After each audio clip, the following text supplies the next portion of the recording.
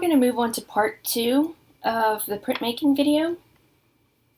And you can see that I finished cutting my plate, and I also went over it with the ebony pencil just to make sure I got what I wanted cut out. So you need to have a few things. Your plate, I'm going to move this on the side for now. A couple pieces of paper, whichever colors you want for your print. You can also use white paper. But I do suggest that you use a thicker paper, such as a cardstock. That way it'll hold up better when you pull your print. Some printmaking ink. These are just some that I moved from a larger jar to a smaller jar. Easier to carry around. A palette knife. A brayer, which you're going to use to roll your ink onto the plate. And I have two because I'm going to do two different colors. So, oh, you also need a plate of some sorts. So I'm going to start off with my black ink, and using my palette knife, I'm going to smooth some out across the plate. I'm going to clean this off because I'm going to use it for the white. And now you take one of your brayers and you're going to roll it back and forth in the ink.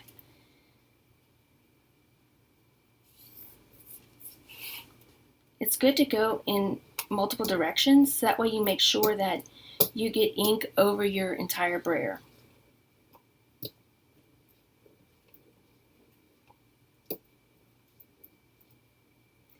And of course you can't tell because it's the black ink on a black brayer.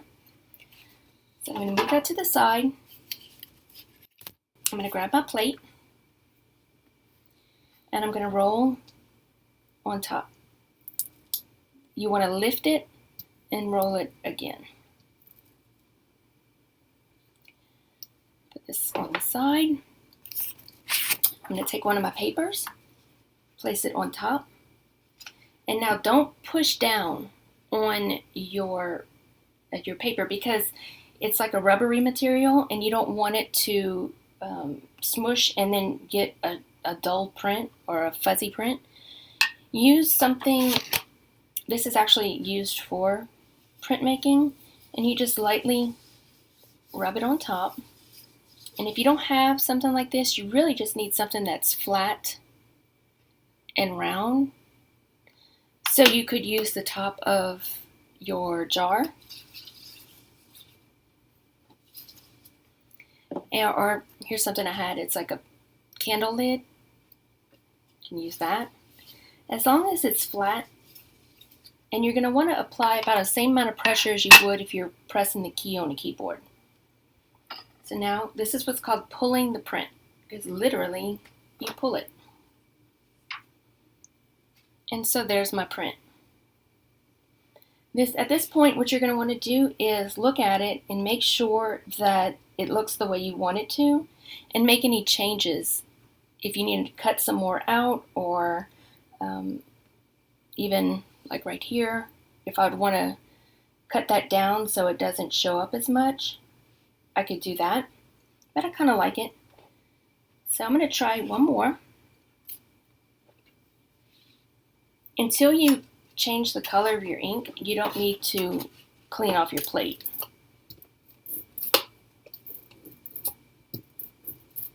If you can hear that tacky sound,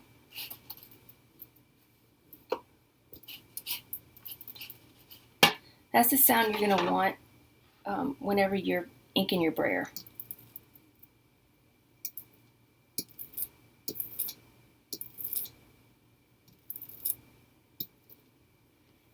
Okay, I'm going to try pink this time.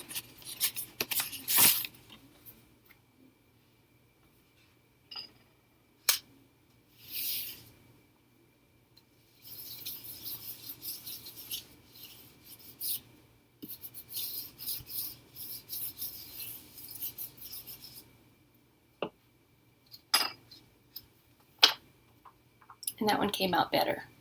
Probably because it had some ink left over from the previous pull.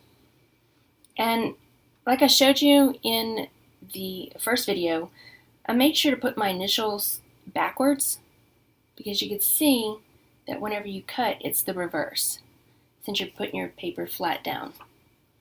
I'm going to pause, go clean my plate so I can change my ink color to the white.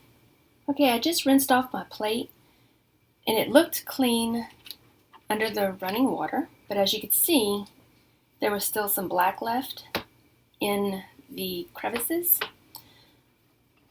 Whenever you clean your plate, all you have to do is use running water. If you want to use soap and water, that's fine. But what's more important is that you get it as clean as possible, unless you want, a more unusual effect by having some of the previous color left on to the next pull. But more than that, you need to make sure to have it dry. Because once you put your ink on, any water that's left on the plate, it's going to make your ink watery and not give you a sharp look. So it does have some black left in it, but for the most part, it's dry. You just wad up a piece of paper towel and dab, and it'll dry it enough. I'll put the black aside.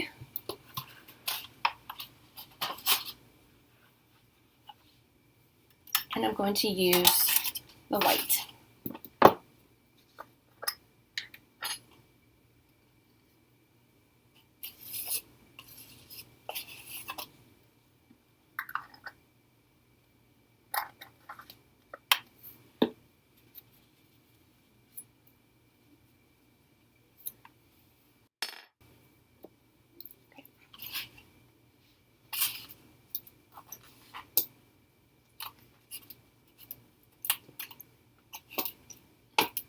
This is something you don't want to happen, where it just stays on one part of the brayer.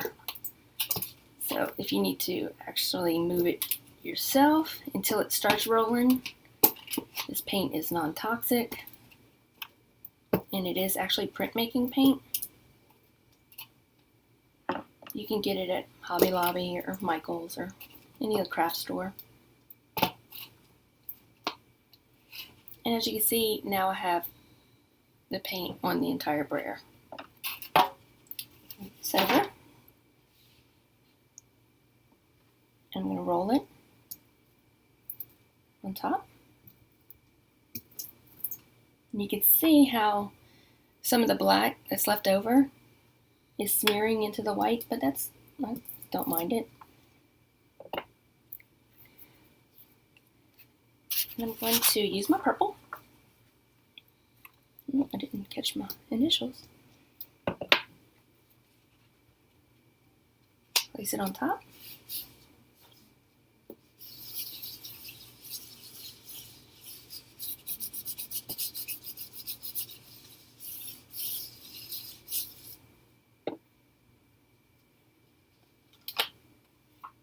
And there's my white print. So another thing you can do that's really fun is do a layered effect. So I'm going to put more white on my brayer, roll it out,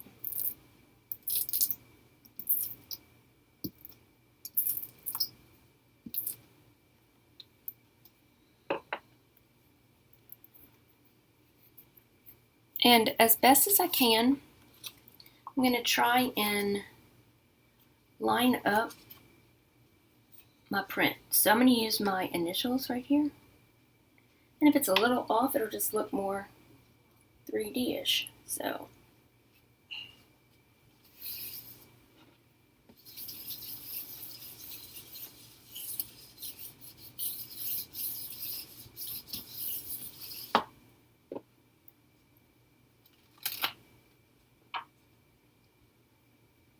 you can have a new effect of two colors.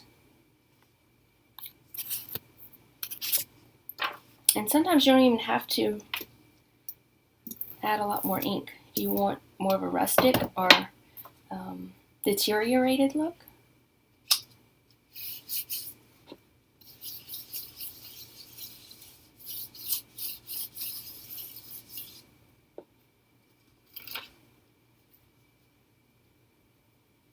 There you go. So I think with the gray one, I think I'm going to put black on top. But I'm not going to wash my plate. So let's see what's going to happen here.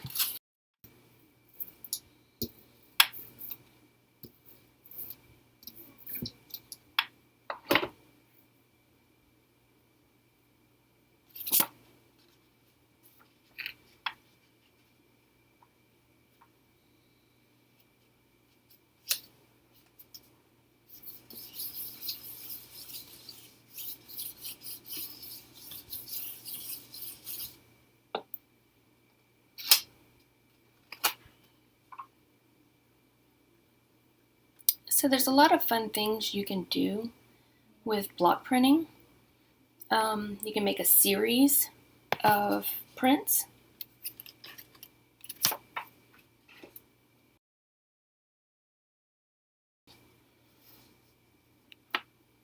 And kind of is like Andy Warhol with his pop art. I'm trying to grab the blue here.